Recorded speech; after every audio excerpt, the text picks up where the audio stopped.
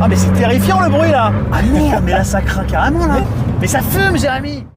Hello hello, bienvenue dans cette vidéo où j'essaye des voitures iconiques. Alors je précise iconique pour une certaine génération. Et là en l'occurrence c'est ma génération. Et c'est une voiture que j'adore, que j'ai toujours rêvé d'essayer. Et ce petit coin de nature me paraît être l'endroit idéal pour vous parler de la Renault 11 Turbo Zender.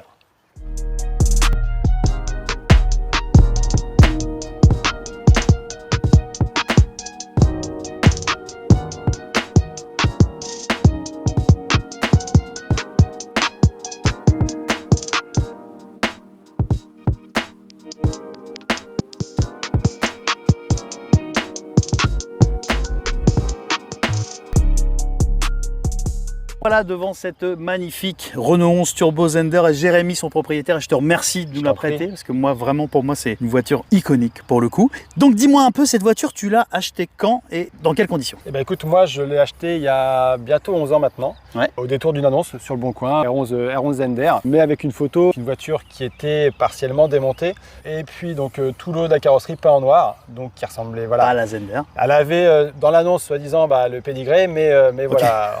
Mais il y avait du visuel, alors, t'avais tout. Voilà, moi je suis allé voir le propriétaire et en effet toutes les pièces étaient là pour pouvoir justement la remonter. Donc carrossier de métier de formation. De formation, pardon, oui. Et tu as donc toi fait tout le travail de restauration. C'est ça. Génial. Alors viens un peu avec moi parce que moi il y a un truc que j'adore sur cette voiture et c'est l'occasion de parler du fameux Zender, du préparateur Zender qui est un préparateur allemand. C'est ça, un tuner allemand, oui. Dans les années 80 et qui faisait des kits carrosserie en fait sur pas mal de modèles et qui s'est fait connaître sur ces fameuses jantes Zender. Alors moi je trouve elles ressemblent un peu aux jantes alpines aussi également. Ah oui, je vais en profiter maintenant qu'on rentre un peu dans le détail pour dire aux abonnés et aux gens qui regardent, il est possible qu'on dise quelques petites bêtises, n'hésitez pas à nous corriger si besoin, en étant bienveillant évidemment. L'idée c'est d'apprendre des choses. Et ce kit, donc c'est Zender qui, sans l'autorisation de Renault au départ, si je dis pas de bêtises, a pris la Renault 11 Turbo qu'ils trouvaient chouette. C'est ça. Qui ont fait leur fameux kit, qui ont adapté cette voiture. Et Renault a trouvé ça super sympa et leur a proposé de la distribuer. C'est ça, en fin de compte, voilà, le kit visiblement a tapé dans l'œil de Renault et donc Renault, suite à ça, voilà, a choisi de diffuser les véhicules